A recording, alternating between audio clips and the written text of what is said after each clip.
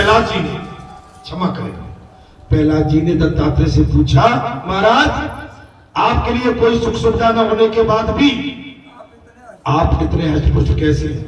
दत्तात्रेय जी ने उत्तर दिया, जगत के किसी भी जड़ पदार्थ में आनंद नहीं है, सुख की इच्छा ही दुख है। सुख की इच्छा ही दुख है। जहां पर सुख चाहेंगे कूलर पंखा एसी, वो दुख है। आप यहां से निकलेंगे धूप में तपे और चाय के छाए में निकल जाए, वो भी दुख है। मुझ में समाहित आनंद, आत्म आनंद का ही उपयोग करता हूं।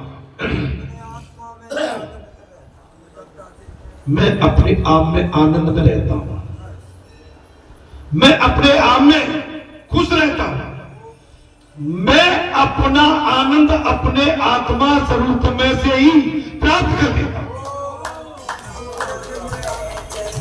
मैं अपना आनंद अपने अंदर बैठे हुए आनंद स्वरूप परमात्मा से प्राप्त कर लेता हूं। प्रारब्ध को भुगत कर पूरा करता हूं। मेरी आत्मनिष्ठा दृढ़ है। मेरे दो गुरु हैं। दत्तात्रेय जी ने कहा, बोले मेरे दो गुरु, मेरा पहला गुरु मधुमुख मधुमक्खी,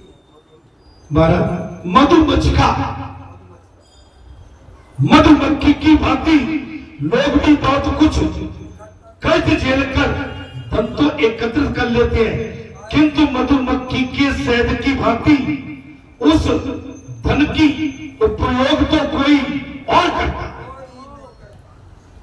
मधुमक्खी शहद बनाती है, शहद बनाती है, लेकिन मक्खी नहीं पीती है। उस मधुमक्खी के शहद को कोई और उपयोग करता है। मेरा दूसरा गुरु है अजगर। दूसरा गुरु कौन है? उसी की भांति निश्रेष्ठ पड़ा रहता हूं, बगैर चिंता किए, भगवान भरोसे, संसार की चिंता नहीं, बगैर चिंता किए हुए मैं रहता हूं। और प्रारब्ध होगा, प्रारब्ध योग से जो भी मिल जाए उसे संतुष्ट करता हूं। देखिए, ज्यादा तुम कमाई के चक्कर में हो क्या रहा है? दूध वाला दूध डालता है, पानी मिला के वो पैसा कमाना चाहता है। एक ट्रैक्टर वाला जुताई करता है, ऊपर ऊपर खेत करके वो उससे धन अधिक प्राप्त करना चाहता है।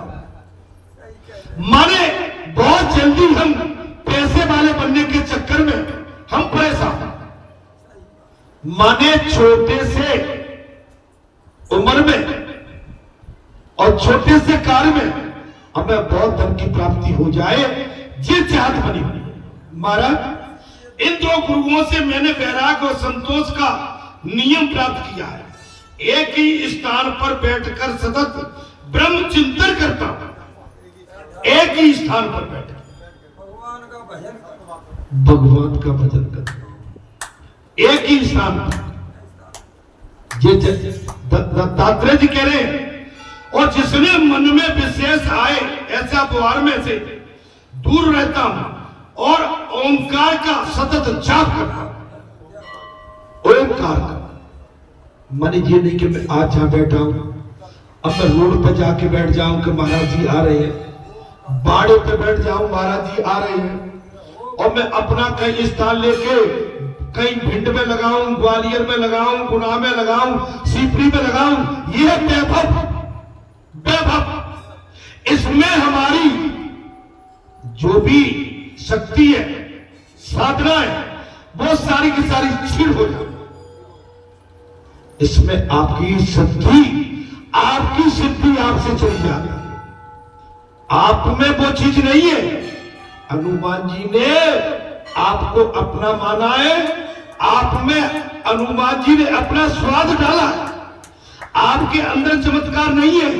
जब तक हनुमान जी आपके शरीर के अंदर है, आपके विवेक में है, आपके मन में है, आपके आचार विचार में है, जब तक आपकी शुद्धि ठीक है। और तुमने कई बाड़े पर दुकान लगाई शुद्धि के लिए, भारत कई गुजरात में, कई बिहार में, उड़ीसा में, भारत कई महाराष्ट्र में, तो आपकी शुद्धि आपसे चली जाएगी। भगवान कहता है कि तुम मेरे लिए नहीं अपने लिए जी रहे हो, तुम अपनी ख्याति के लिए मुझे मारे मारे घुमा रहे।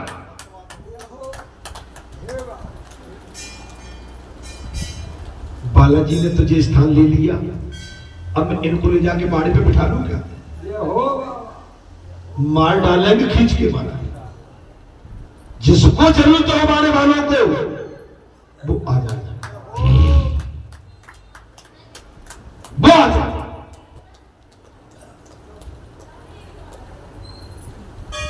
जिसमें मन में विशेष आए ऐसा बोल। अच्छा, मैं कथा को विराम की बोले जा रहा हूं।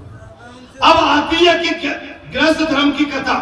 पति पत्नी सावधानी पूर्वक पवित्र जीवन जिए।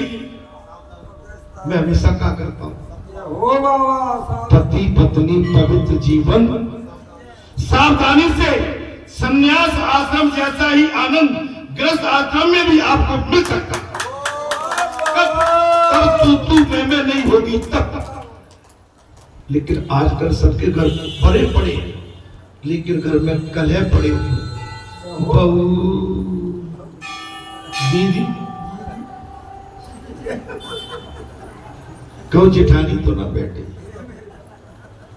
क्या माने, तुम क्या करना चाहती हो? तुम्हारे घर में साथ हो, सुख आनंद, गले तक भरे पड़े हो। अरे बोलने में दीदी, माताजी प्रणाम, माताजी नमन, बेटी राम राम, भैया राम राम, लोग तुमसे इसलिए लगाएंगे। पहले ऐसे दीदी, रोना धोना बंद करो। ये रोना धोने से आपकी ख्याति खत्म होती। ऐसों के घर में भगवान भी नहीं रुकना चाहते कि मैं तो इनको दे दे के मरा और जो रो रो के मरा। मेरे बाबा, मैंने क्या कह दिया? देखो जहां से निकल के आवाज नहीं, आ जाओ, आज तीसरा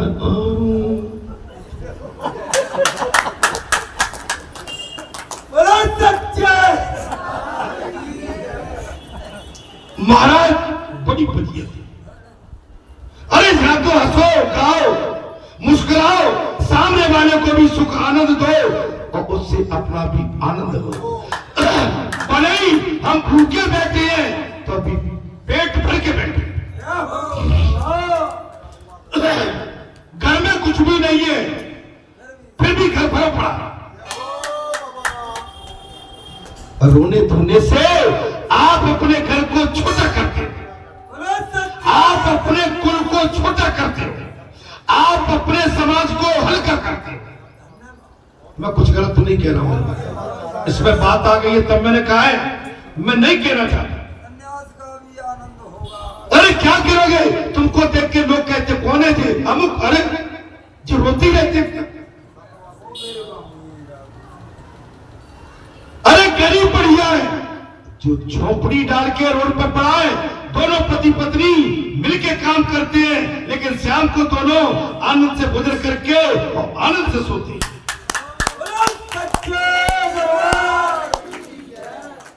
तुम्हारे पास सारी सुविधाएं होते हुए भी कहीं पेट पकड़ के बैठे हो, कहीं कान पकड़ के बैठे हो। अरे न तो तुम्हारा पेट दुखता है, तुम बनते हो।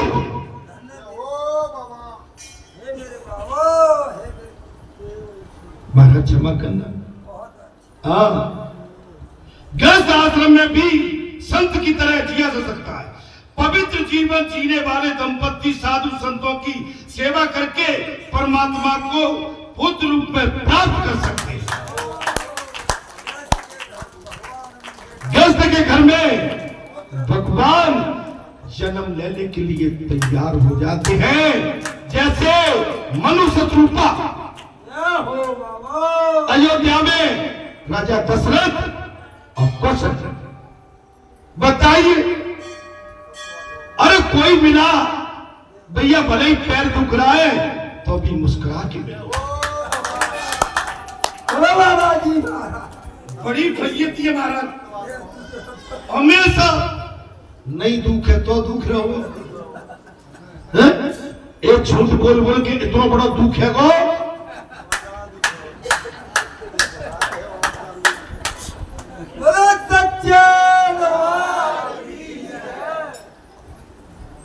अपनी गोद में उनका लालन पालन करो, जबकि सन्यासी मात्र ब्रह्म चिंतन में ही लीन रहेगा। गृहस्थ आश्रम में ये ध्यान में रखना चाहिए कि पत्नी काम भोग की वासना न करे। गृहस्थ आश्रम में इस बात का ध्यान रखना चाहिए, पत्नी काम भोग का नहीं, धर्म का पालन करे। अब इससे ज्यादा क्या चाहते हो? पत्नी तो गृहस्थ आश्रम की सहायत्रिका है। पत्नी संग सत्संग विनय सभी गृहस्थ आश्रम दिव्यता धारण करता है। पत्नी अगर अनुकूल मिल जाए, आपके घर को स्वर्ग बना दे।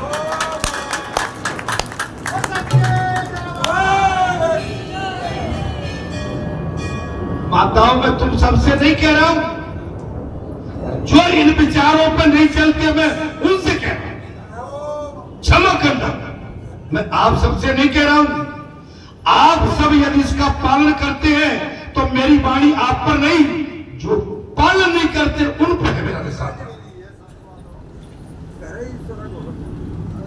अगर पत्नी अनुकूल आ जाए, आपका घर स्वर्ग हो जाए, और पत्नी प्रतिकूल आ जाए, स्वर्ग होते भी आपका घर नरक बन जाए। गृहस्थ आश्रम को धर्म ही बनाए रखा। गृहस्थ आश्रम को केवल धर्म बना के रखा। सन्यासी ही गृहस्थ आश्रम के आंगन में आता है, और सन्यासी भी गृहस्थ आश्रम के आंगन में जन्म लेता है। अतः गृहस्थ आश्रम सबसे श्रेष्ठ है।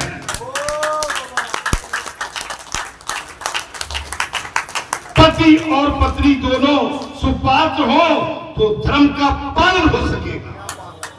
आज बहुत बड़ी कथा है। पति और पत्नी दोनों सुपात्र हो, एक मत के हो, एक भाव के हो, तो धर्म का पालन हो सकेगा। गृहस्थ आश्रम सर्वश्रेष्ठ है। गृहस्थ आश्रम को सावधान रहना चाहिए, कहीं उससे पापाचार न हो जाए। उससे अंदर से अनासक्त रहकर बाहर से भी प्रेम करना चाहिए। अब मैं कथा को सही नाम देता हूं, तो कथा में अब आ गया और आगे की बात आ गई। कथा बड़ी हो जाएगी और कथा लंबी हो जाएगी। बोलो सियापति। बस प्रसंग थोड़ा बचा है पुजारी, थोड़ा। शादी में तो नहीं बनना है, शादी में तो नहीं जाना, बस थोड़ा सा प्रसंग, ज्यादा ये कितने सभा, बस 15 मिनट के अंदर हो जाएगा।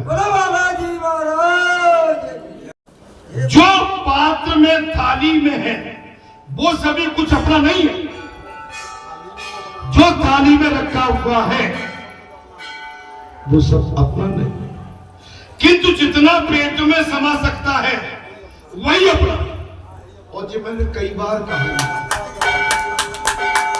थाली में जो रखा है वो सब अपना नहीं है। पेट में जितना समा जाए वो अपना, और पेट में जो गया उससे जितना बच सकता है वो अपना। और मैंने कई बार कहा है, इस समय शादी ब्याह चल रही है, माल बनता है, अब खींच के खा जाते हैं और फिर सवेरे पड़े रह जाते।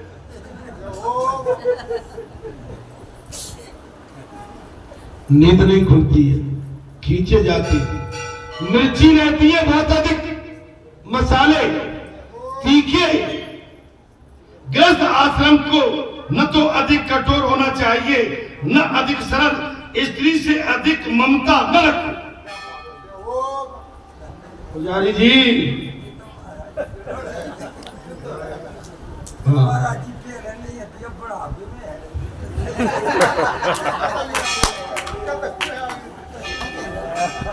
हमने तो कही पंडितानी भी रख लो,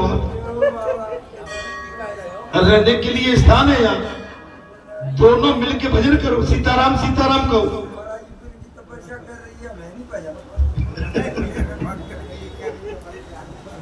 स्त्री के अधीन रहना अयोग्य है, स्त्री के अधीन रहना अयोग्य है। आप स्त्री के आगे पीछे जो घूमते हैं अयोग्य। ध्यान से सुन लो भैया, बूढ़े भैया, जो स्त्री के आवश्यकता से अधिक आदि रहता है उसे देखना भैया के पाप को नहीं लगना।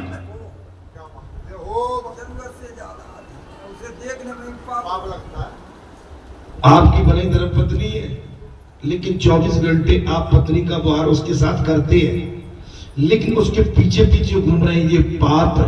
कथा कह रही है, और ये तो मैंने बहुत पहले कह दिया। एक राजा था जो पशु पंछी की भाषा भी जानता था। एक बार राजा रानी भोजन कर रहे थे तो एक चींटी ने भोजन का एक दाना रानी की थाली में से उठाकर राजा की थाली में रख दिया।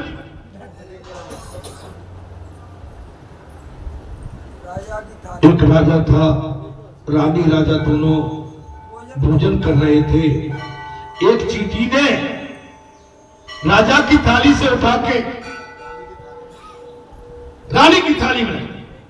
ये देखकर दूसरी चेटी ने उसे चेटी से कहा, ये अधर्म है, स्त्री का उचित अन्न पुरुष को खिलाना अविवेक है।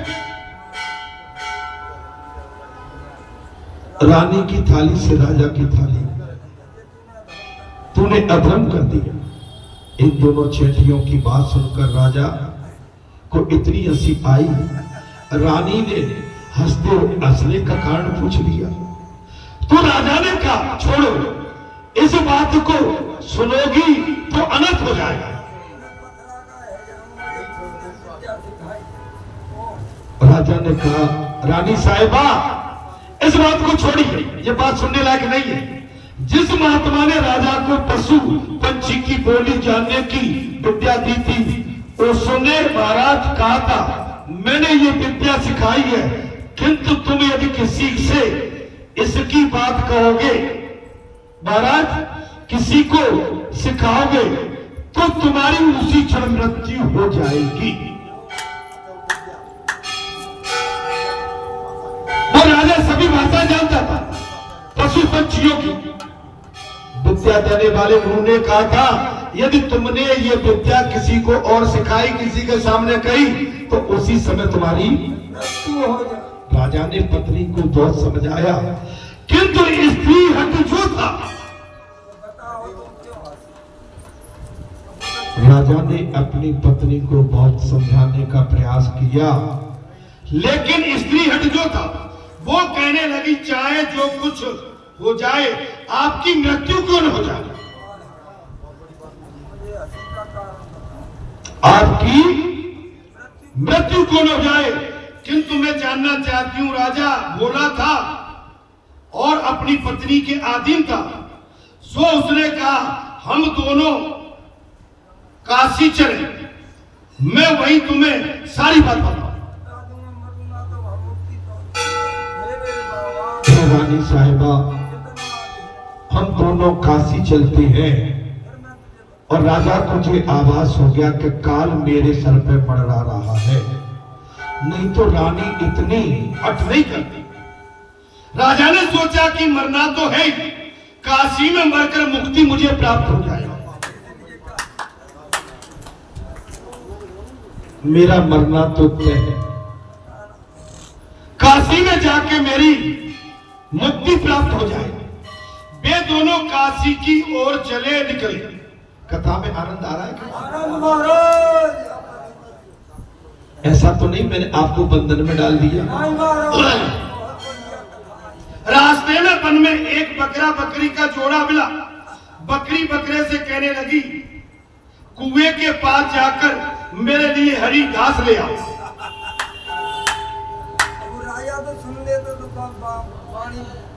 बकरी बोली, कुआ के पास जाकर मेरे लिए हरी घास ले आओ, नहीं तो मैं डूब मरूंगा। बकरे ने समझाया कि मेरा पांव फिसल जाएगा, मैं कुएं में गिरकर मर जाऊंगा। बकरी ने कहा, चाहे जो कुछ हो जाए मैं तो हरा घास खाऊंगा। तुम मरता तो मर,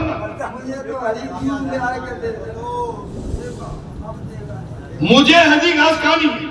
तो बकरे ने तेवर बदल कर कहा, मैं उस राजा के जैसा मूर्ख।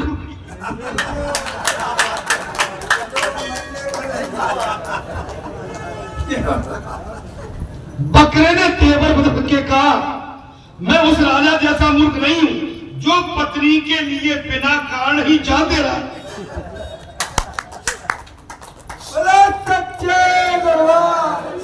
पुजारी जी अब क्या कहोगे?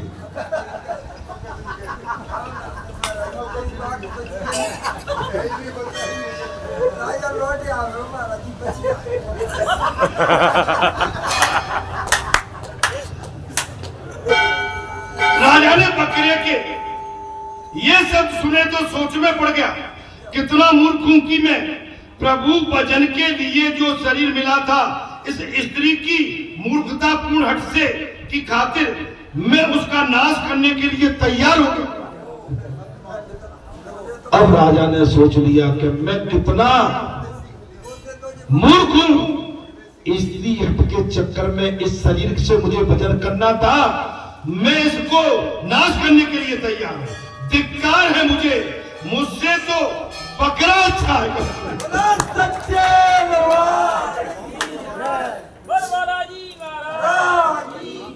उसने रानी को दृढ़ता से कह दिया, मैं कुछ भी बताना नहीं चाहता हूं, पर आज तू चाहे जो कर सकती है।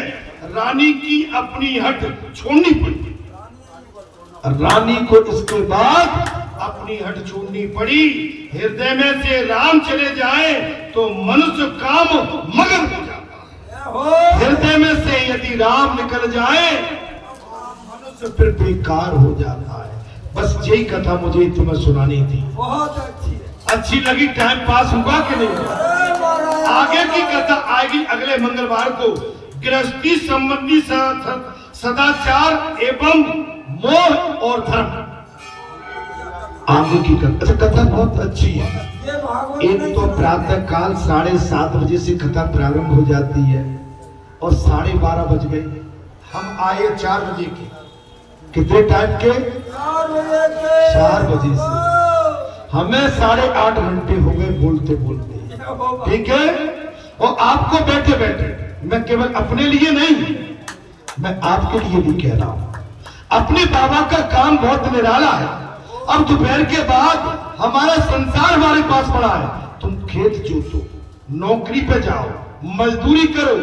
आपको नौकरी करना है, जो भी करिए, घर में रहिए, गृहस्थी में रहिए, लेकिन राम का भजन भजते रहिए। शादी में जाना है, रात को शादी होगी। टीके में जाना, तिलक में, अभी गारंटी देता हूं टीका नहीं चढ़ा होगा, जल्दी से दौड़ जाओ, टीके पहुंच जाओ।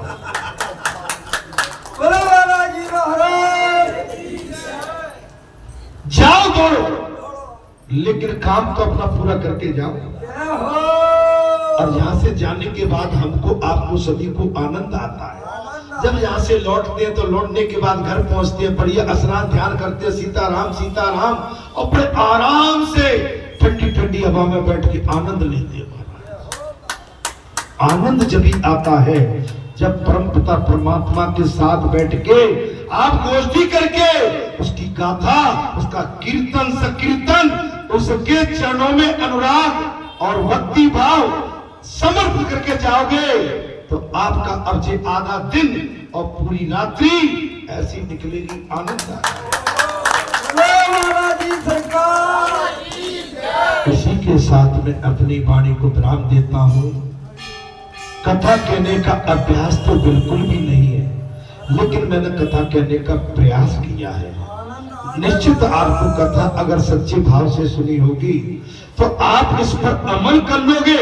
थोड़ा सा भी अमल मेरी माताओं, दोनों तरफ से पति और पत्नी का कल्याण हो जाएगा।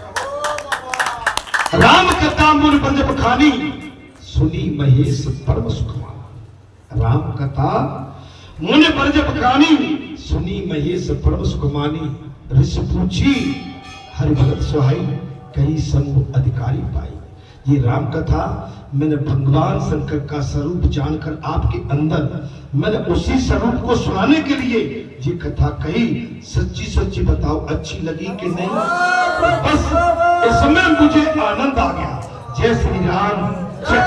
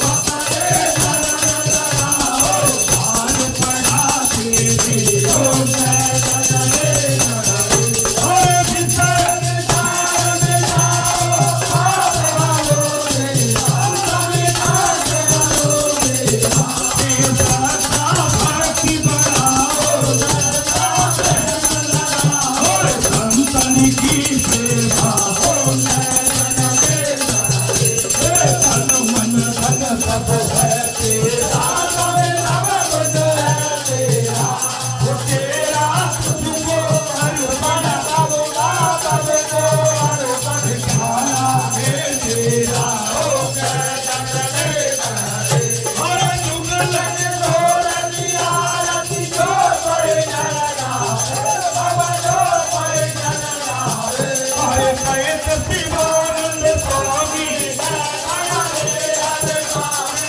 सदा सत्य स्वामी